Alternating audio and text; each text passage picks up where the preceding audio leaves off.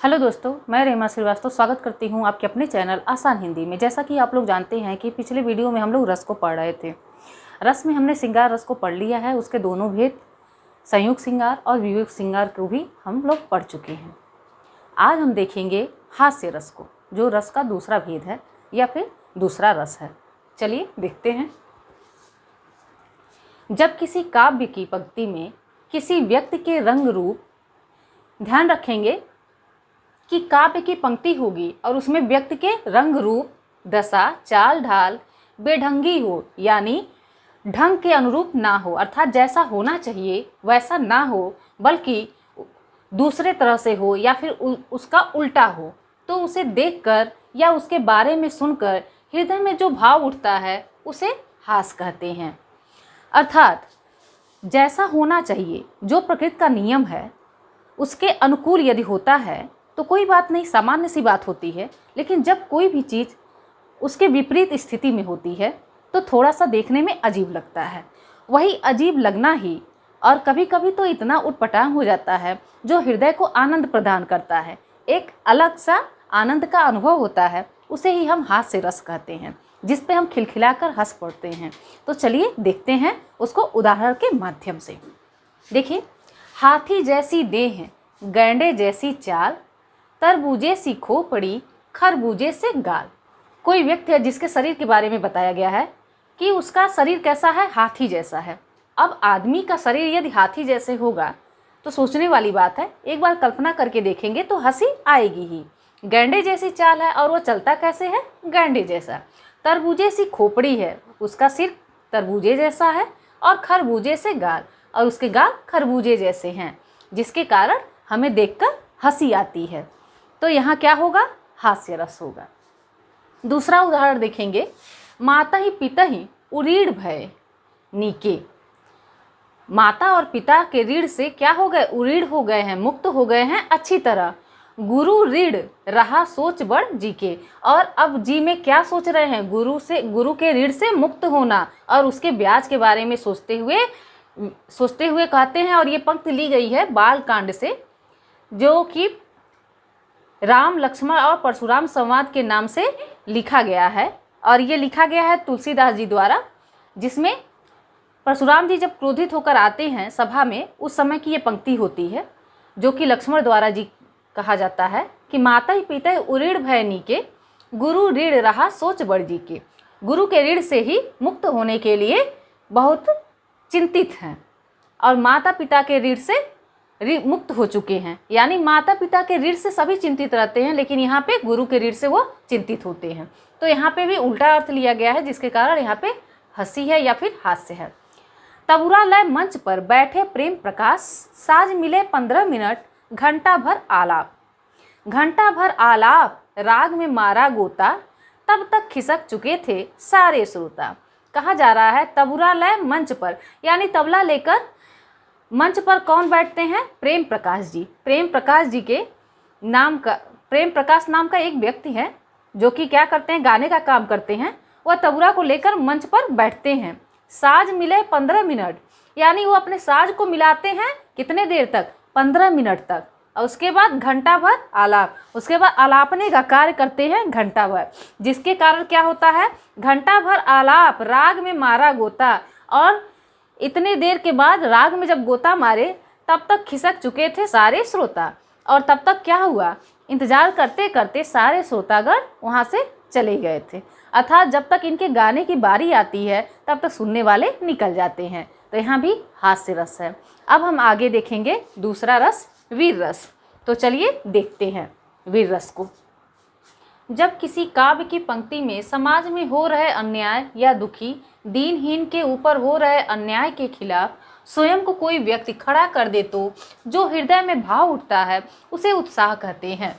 इसी उत्साह नामक अस्थायी भाव से वीर रस की उत्पत्ति होती है। अर्थात किसी दीन दुखी के ऊपर हो रहे अत्याचार को देखकर यदि किसी व्यक्ति के हृदय में क्रोध उत्पन्न होता है तो वही उत्साह होता है, और उसे दीनहीन के साथ में खड़ा होने के लिए जो जज्बा उसके अंदर उत्पन्न होता है वही क्या कहलाता है, वीर रस कहलाता है। जैसे देखिए उदाहरण, वीर तुम बढ़े चलो, धीर तुम बढ़े चलो, सामने पहाड़ हो कि सिंह की दहाड़ हो, तुम कभी रुको नहीं, तुम कभी झुको नहीं। कहा जा रहा है इस पंक्ति के द्वारा, हे वीर तुम बढ़े चलो, हे धैर्यवान पुरुष तुम बढ़े चलो, सामने पहाड़ हो यानी कि दुश्मन हो, ना हो भी मजबूत दुश्मन हो, सामने पहाड़ हो, सिंह की दहाड़ हो और उसके प्रताप बहुत ज़्यादा हो, फिर भी क्या करना है, तुम कभी रुको नहीं, तुम कभी झुको नहीं। तुम ऐसे व्यक्ति के आगे कभी झुकना नहीं और ना ही तुम कभी रुकना, आगे ही बढ़ते जाना, यानी रास्ते के परेशानियों से कभी डरना नहीं, बस चलते रहना है, चलते रहना है। दूसरी पंक्ति देखिए, मैं सत्य कहता हूँ सखे, सुकुमार मत जानो मुझे। कोई बालक है जो कि कहता है अपने सखे से, दोस्त से, मैं सत्य कहता हूँ सखे, सुकुमार मत जानो मुझे। मतलब हे सखा, तुम मुझे सुकुमार मत जानो, बल्कि मैं क्या हूँ, एक वीर पुरुष हूँ, एक मजबूत आदमी हूँ, मुझे सुकुमार बच्चों की तरह कोमल मत समझो। तो दोनों पंक्तियों में क्या है, वीर रस है, उत्साह नामक अस्थाई भाव है और वीर रस है। तो हमने देखा कि हास्य वाले पंक्तियों में हंसी आती है पढ़कर, और वीर रस की जो पंक्तियां होती हैं उसको पढ़ने से हमारे अंदर उत्साह नामक भाव का जागरण होता है। तो उम्मीद है हास्य रस और वीर रस आप लोग को अच्छे से समझ में आ गया होगा। तो चलिए देखते हैं चौथा रस, करुण रस। जब किसी काव्य की पंक्ति में यह परिलक्षित हो कि प्रिय नाश बंधु व स्वजन हानि व प्रेमी से प्रेमिका व प्रेमिका से प्रेमी के कभी मिलना न हो, तो वहाँ शोक उत्पन्न हो जाता है। अर्थात काव्य की वह पंक्ति जो हमें यह व्यक्त करके बताती है कि जो नायक नायिका हैं या फिर प्रेमी प्रेमिका हैं, उन दोनों में किसी की मृत्यु हो चुकी है, अर्थात अब मिलने की संभावना बाकी नहीं रह गई है। तो उस विरह की स्थिति को यदि किसी काव्य की पंक्ति में दर्शाया जाता है तो वही करुण रस की पंक्ति कहलाता है। तो चलिए नीचे देखते हैं। धोखा न दो भैया मुझे इस भांति आकर के यहाँ, सीता गई तुम भी चले मैं ही न जीऊँगा यहाँ, सुग्रीव बोले साथ में जाएंगे सब बानर वहाँ।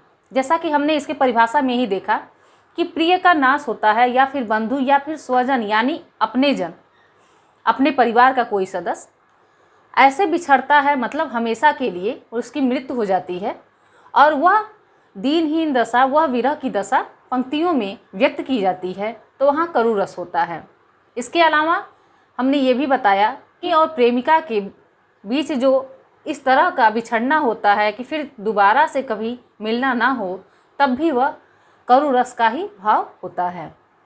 तो इसमें देखिए भगवान राम जी कह रहे हैं, जब लक्ष्मण जी को शक्ति बाण लगा हुआ है और वह उनके गोद में सोए हुए हैं, यानी वह मूर्छित अवस्था में है और ऐसा लग रहा है कि लक्ष्मण जी अब बचेंगे नहीं। उस समय अत्यंत पीड़ा से रामचंद्र जी व्याकुल होकर इन पंक्तियों को व्यक्त किए हैं।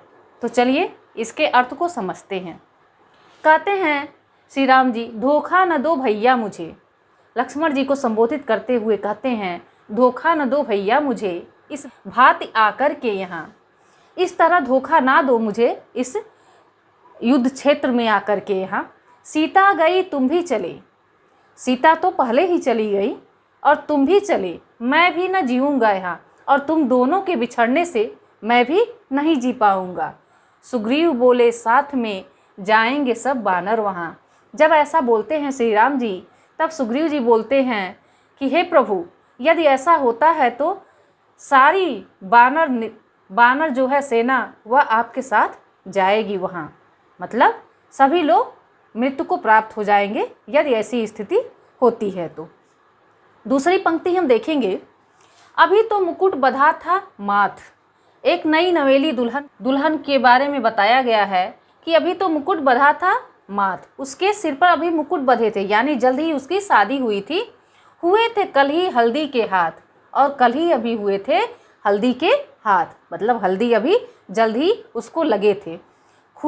खुले भी न थे लाज के बोल, अर्थात अभी वो शर्मीली थी, अभी उसके शर्म का अंत भी नहीं हुआ था।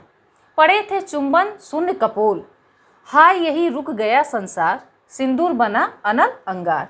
वात हत लतिका व सुकुमार, पड़ी है छिन्नाधार। और उसके पति की मृत्यु हो जाती है।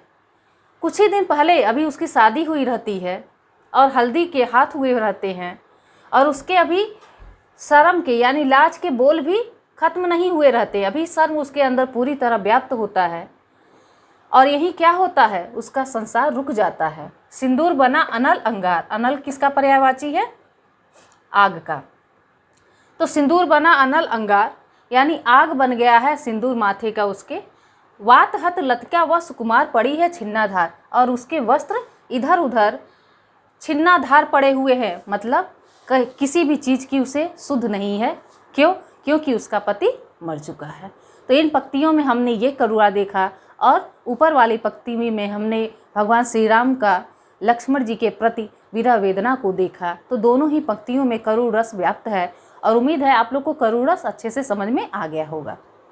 और आप लोगों से बस एक बात कहना है कि यदि हमारा पढ़ाया आपको समझ में आता है तो कृपया हमारे चैनल को लाइक शेयर सब्सक्राइब जरूर करें। धन्यवाद।